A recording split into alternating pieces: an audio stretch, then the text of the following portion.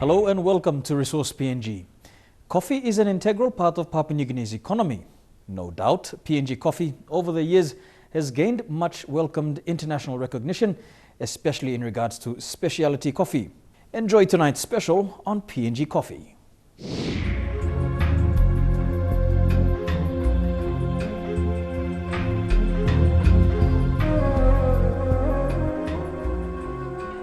Coffee industry, it's been introduced many years ago by early missionaries. Basically, it was to look at opportunities where they can not only grow coffee but also to supplement incomes when those missionaries were established, and also to look at potential areas where they can expand the coffee growing right throughout the world. So PNG was fortunate through those early missionaries and settlers.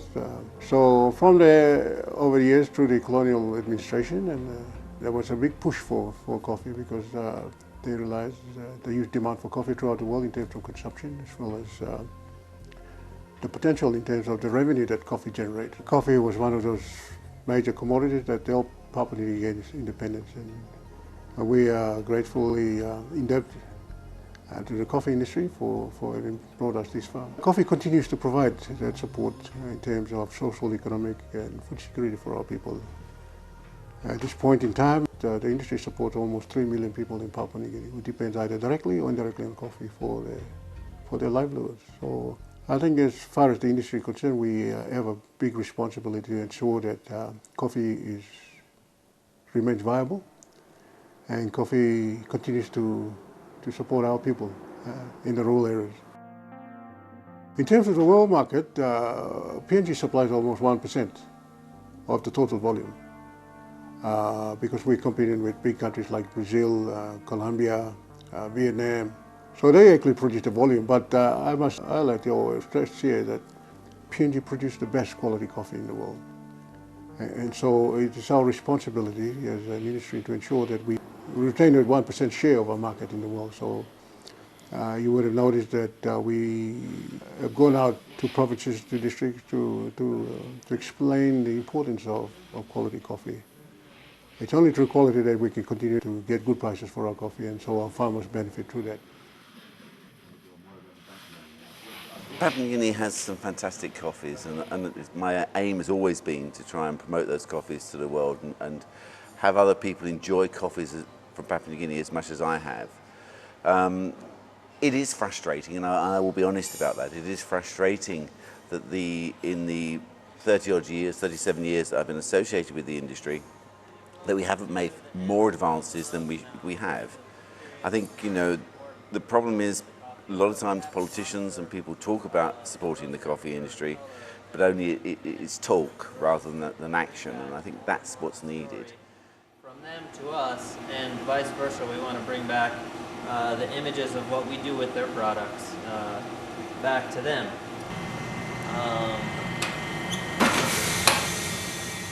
One of the things I've been trying to get across is that if growers were to see coffee as a business rather than just as a cash crop which they go to when they need cash, if they actually seriously look at coffee as something which they should plan for the future for, invest in, then actually they will make a good money out of coffee.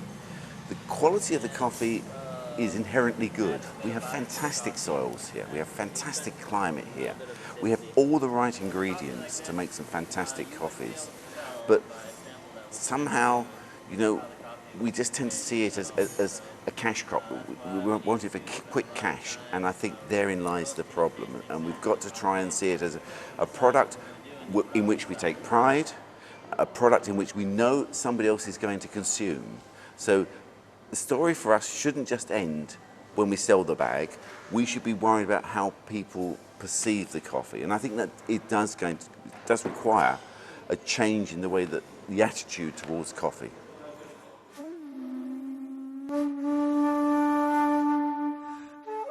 A high-level delegation comprising of 12 people from countries spread right across Europe, representing the Specialty Coffee Association of Europe, departed England in Europe for the country of Papua New Guinea, located in the South Pacific.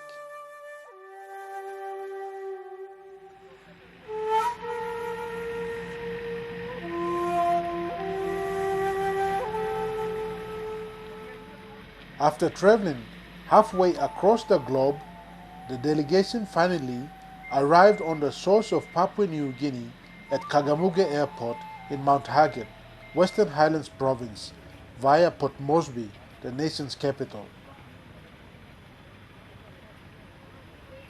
In Mount Hagen, they were formally received by the officers from the host organization, the Coffee Industry Corporation of Papua New Guinea, accompanied by security personnel.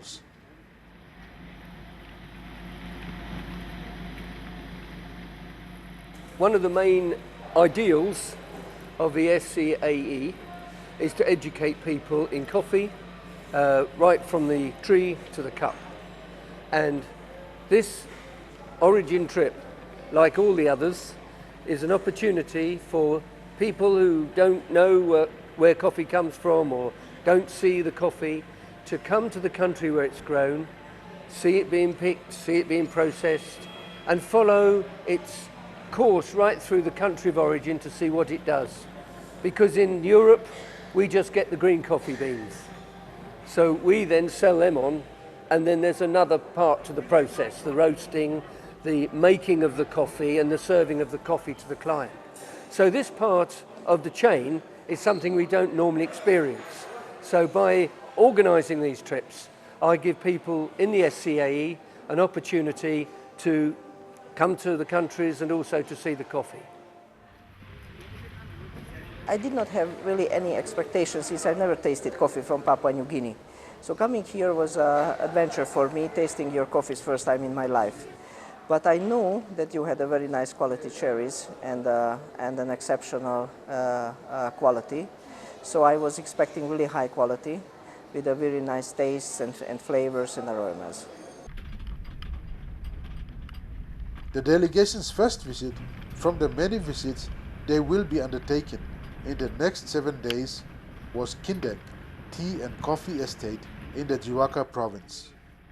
We have got 3 units for pulping, and in a year more than 20 million cherry we are processing here.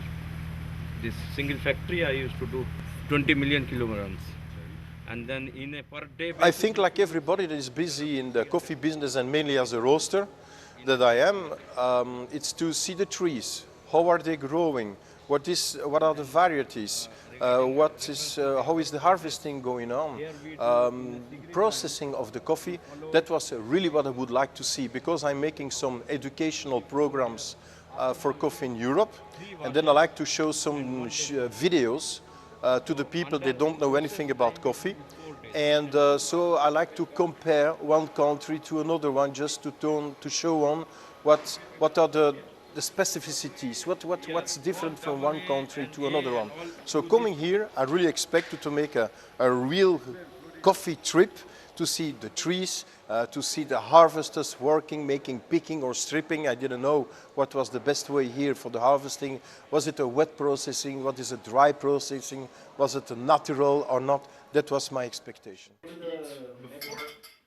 What's happening in Europe is that we're seeing, if you like, the market's dividing very much into 2 clear segments. We have the mainstream coffees and we have the specialty coffees. And what we're seeing is a squeeze on the average quality milds. But what's actually happened is that a number of consumers are saying, no, we want a better cup of coffee than this. And they are prepared to pay to get a decent cup of coffee.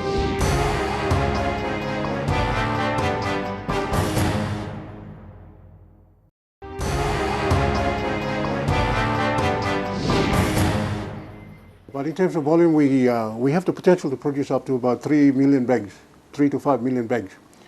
But it requires a very systematic rehabilitation program to do that, because many of our trees at the moment are very, very old. They're almost 60 years old. We continue to maintain those through agronomy practices, but they would have reached their potential. And so for us, in order to achieve about 3 to 5 million bags, we need to go on a massive, systematic rehabilitation program in the country to do that. each week, which is the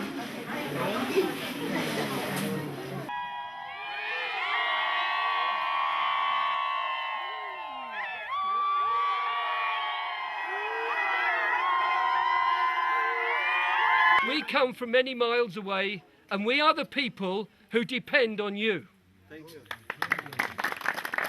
If you didn't grow the coffee and look after the coffee and make it really nice coffee, then we won't have a job. Thank you. Our jobs depend on the way you grow your coffee, look after it, and make it better. The important thing is that you've got to realise that Papua New Guinea is one country among many countries that produce coffee.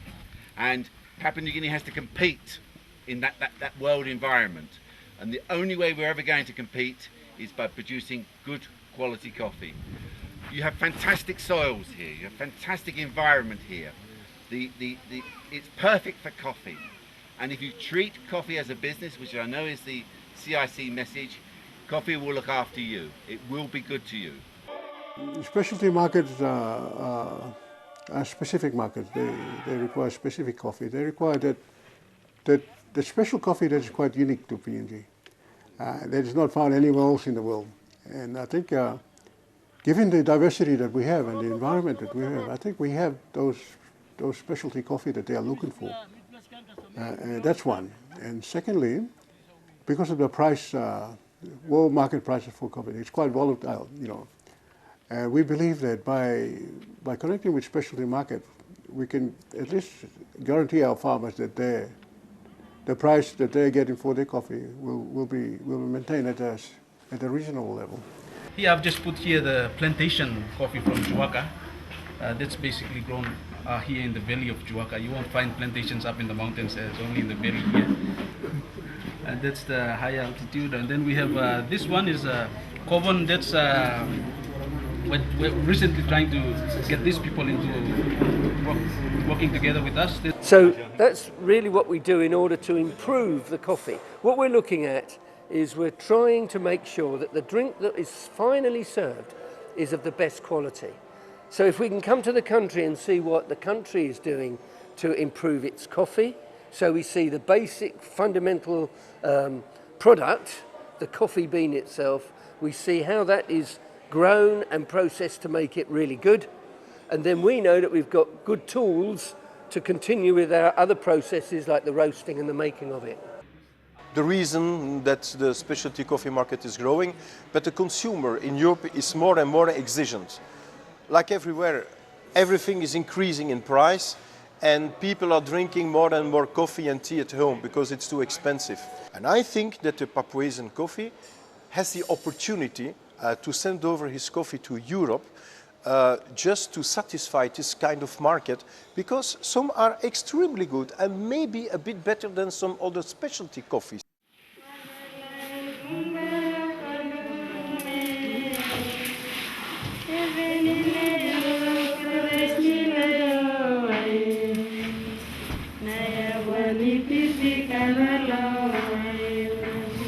I think more than 50% of the coffee produced in PNG goes to Europe. The focus is quite simple.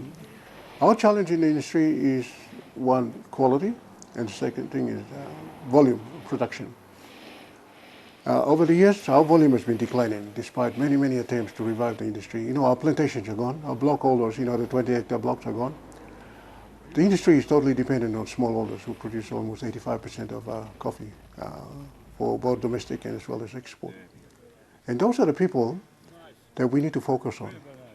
And this is where CIC is coming to support it with government support, to focus on our smallholder farmers, to ensure that they maintain their coffee blocks, their coffee gardens, to ensure that they go back to coffee every day and do the right thing. So we continue to supply that, because once the growing stops, there's no export.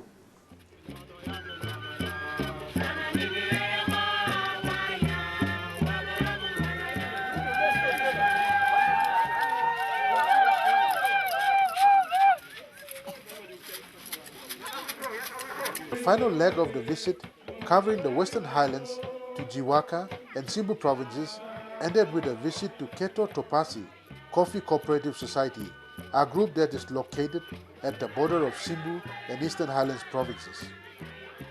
We really appreciate the fact that you've given us your dancing and your music and all of the village has come out to see us. We really, really appreciate that you have come and given us such a wonderful welcome.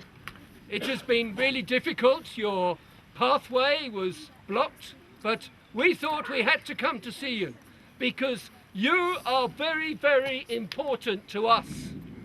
We produce coffee in Europe, but we can't do anything unless you give us the coffee from your trees and you give us really, really good coffee. Because if you give us good coffee, we can sell good coffee on to the people who drink it. We process the coffee and prepare it. We then sell it to the people who drink it. And they only want to drink good coffee.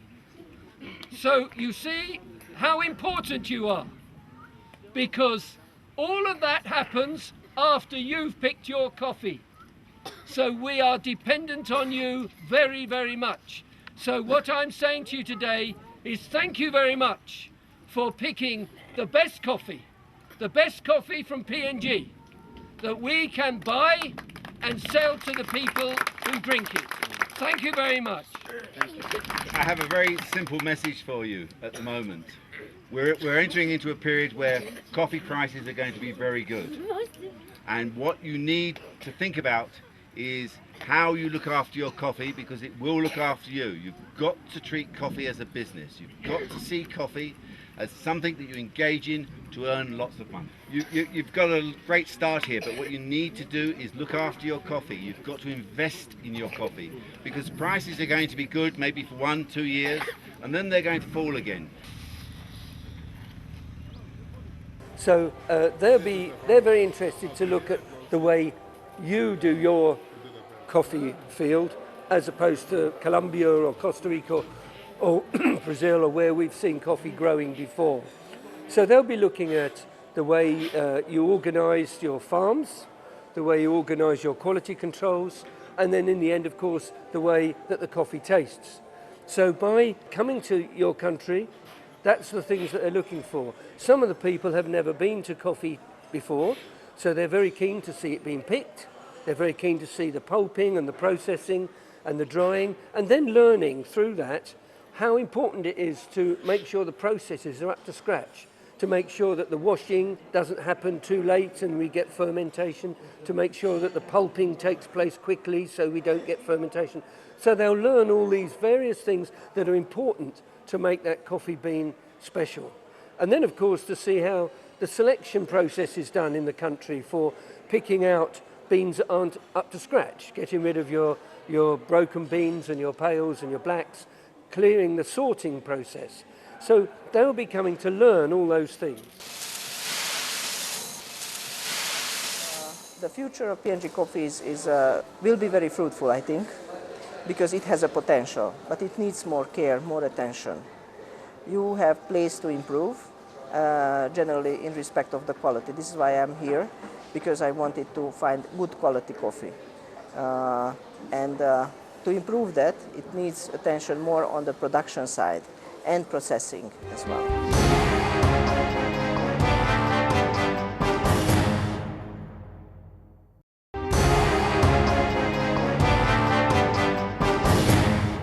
A follow-on visit throughout Ayura Valley was organized to meet, see and talk to different stakeholders and gauge their views on their involvement in the industry. The trees are extremely tall here.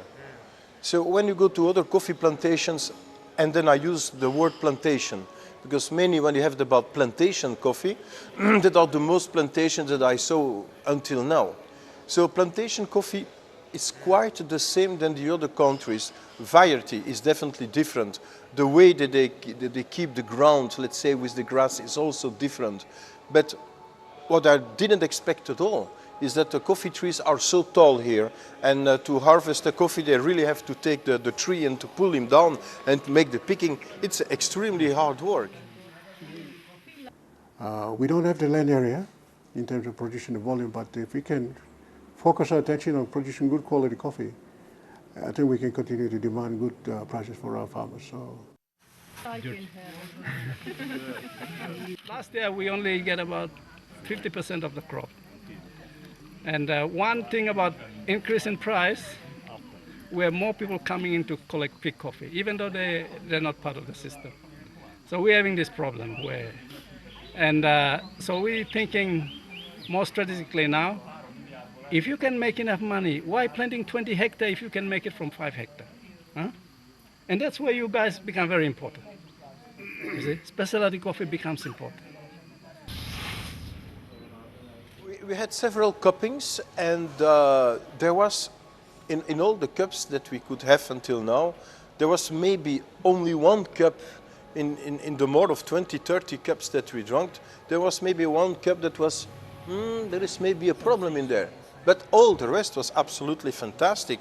And it is really what I could expect from Papuasian coffee that we already buy. So I have some experience with Papuasian coffee because we buy it on the company something like 2 or 3 containers a year. And what was my surprise is that the very good ones, they are extremely good. They are fruity, well balanced, with a bit sweetness in there. It's really a very interesting coffee with floral aspects. But I will say that for my taste profile, it's more like blackcurrant aspects in this coffee. And that's really what I expected of that coffee.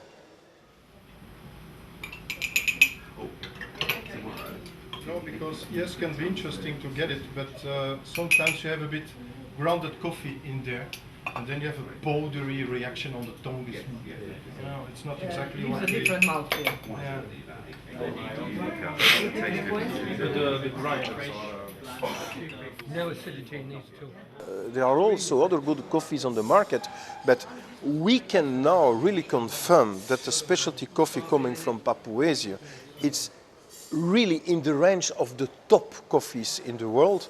And so definitely, yes, there is a market for Papuasian specialty coffee all over the world, not only in Europe. Yeah.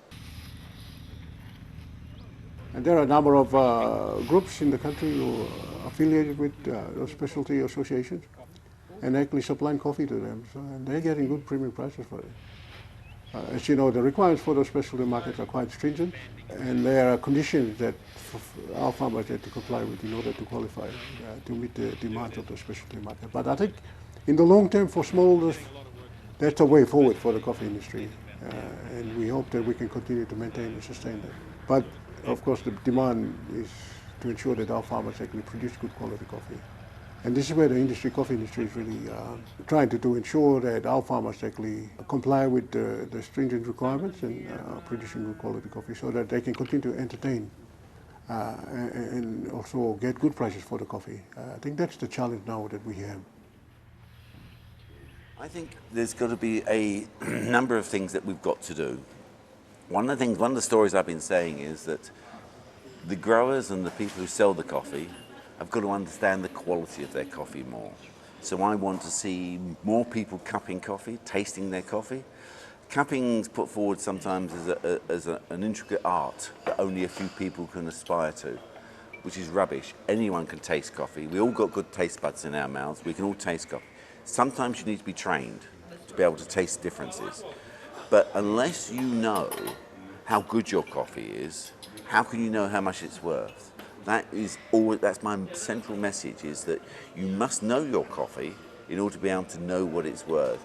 And if you know it's poor, then I think most people will try to improve it. If they know what the coffee they're producing tastes bad, you know what? They will do something about improving it. They will actually make the effort.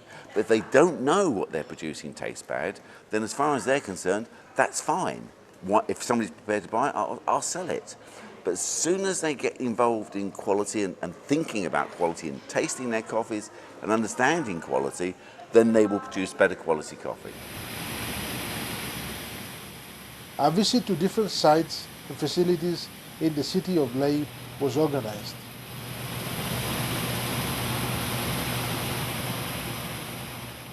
And I think the people that have come this time have all had a fantastic experience, because we've been able to see coffee from the small farmers, the smallholders. We've seen some bigger farms, and we've seen some exporters who are also doing some some selection work. So we've seen all the different people in the process here. And it's been a different experience because last year I took a party to Brazil. And in Brazil, it's all big time. Massive pulping works and mills, production works. And here we've got completely the opposite. So it's been a great experience to be able to see right the opposite end of the scale, from massive farms to small farm holders who are taking care of their own crop. So all our coffee generally comes into here, and then we sort it, we handle it, prepare it. That's out here. The girls in the office, we do all the documentation, pay the levies, etc. Everything, get everything together, and then hopefully everything is in green lane for export. I think we were fortunate to have those people with us. You know, they're about